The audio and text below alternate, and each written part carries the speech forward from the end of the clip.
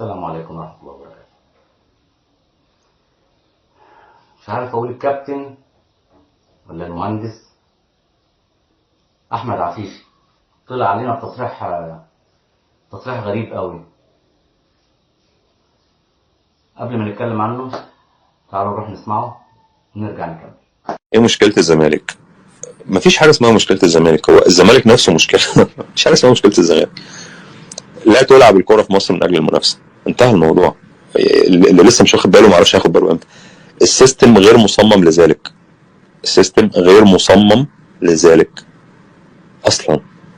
أنت بتتحدى السيستم.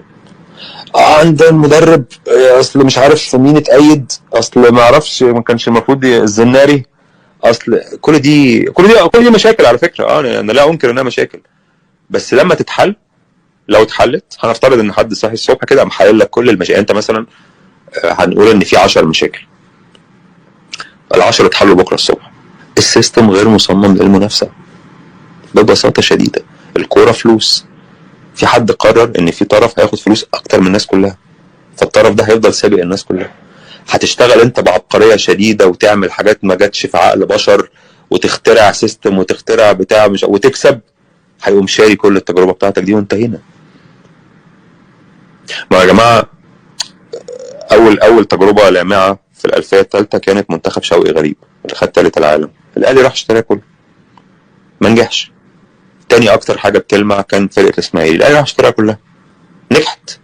بعد ما نجحت بقى يشتري اللعيب برقم 3 و4 و5، المصنف رقم 3 و4 و5 في مركزه، اللي هو مش هيلعب في الاهلي بس عشان انت ما تاخدوش. طب هو ازاي قادر يعمل كده؟ عشان معاه فلوس. مين اللي حط الفلوس في جيبه؟ اسال بقى اللي حط الفلوس في جيبه. السيستم غير مصمم للمنافسه، الموضوع بسيط جدا. هل انت كزمالك بقى نادي ملائكي؟ لا، عندك مشاكل وعندك زفت، محدش اللي ينكر يبقى اعمى ومتخلف. هل الاهلي عنده مزايا وعنده احيانا ادارات كويسه؟ عنده، بس هي مش ده السبب. دي كلها قشور. احنا قاعدين مركزين، الناس قاعده تهرش في دماغها، مركزه في القشور. في شيء اكبر بكتير من القشور. في شيء اكبر بكتير من القشور. نادي ميزانيته اكس عمره ما هينافس نادي ميزانيته 10 اكس. وميزانيته دي مش جايبها بافكاره الخزعبليه والتسويقيه والبتاع دي. فلوس بتتحط في جيبه، فلوس بتتحط في جيبه بتخليه هو 10 اكس واللي جنبه اكس. هينافسوا بعض ازاي؟ طلع بينتقد الكورة في مصر وبيقول لك يا جماعة انتوا بتقولوا ايه؟ انتوا بتفكروا ازاي؟ السيستم في مصر مش مؤهل للمنافسة. السيستم في مصر مش مؤهل غير لنادي واحد فقط، هو اللي يحط الفلوس في جيبه واللي بيصرف ببذخ واللي طبعا كل الكلام ده على النادي الاهلي يعني. معروف لمصر كلها ان كابتن احمد عفيفي زملكاوي، هو معترف بده، ما فيش اي مشكله خالص يعني. بس اللي انا اعرفه ان السيستم عندك يا كابتن احمد بيفتح بس لما الزمالك بياخد الدوري. يعني الزمالك خد الدوري سنتين ورا بعض، محدش في الاهلي فتح بقه بكلمه. كل اللي اتقال الاهلي كانش يستحق، الاهلي كان وحش. اقصى حد لينا كنا بنقول الحكم ظلمنا في ماتشين، او الارهاق عمل فينا وسوى فينا، مش اكتر من كده.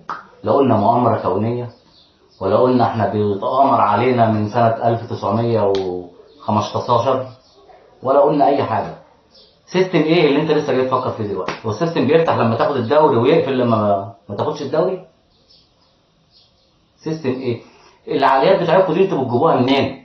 العقليات دي بتجيبوها منين؟ حضرتك انا اللي انا اعرفه ان حضرتك مش عارف، راجل مهندس يعني، راجل متعلم تعليم كويس. ايه الفكر ده؟ جبته منين الفكر ده؟ جبته منين؟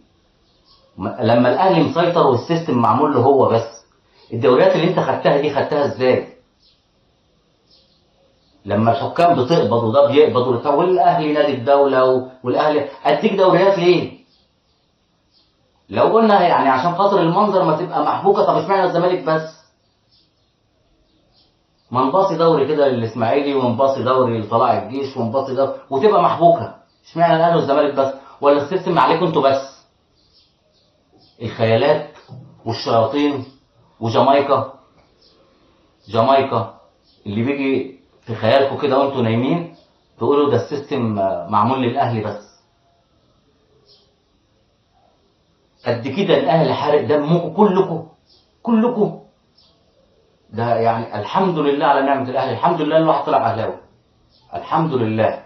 انا مش عارف، ناس متعلمه واعيه ومثقفه، وعلى فكره الكابتن احمد عفيفي مثقف جدا وراجل متحدث لبق، وانا كنت واحد من عشاق البرنامج اللي كان بيعمله، بحب تحليلاته.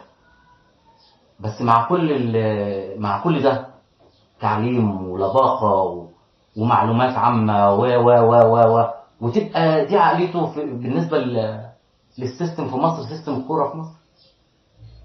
هو بصراحه انا مش مستغرب، انا ما استغربتش بصراحه، لان فعلا درجه التعليم ما بتفرقش في المعتقد. لما اكون معتقد في شيء مهما كان درجه تعليمي ما بتفرقش. ادينا بنشوف اللي بيحصل في الهند، يعني علماء ذره ودكاتره وفي كم.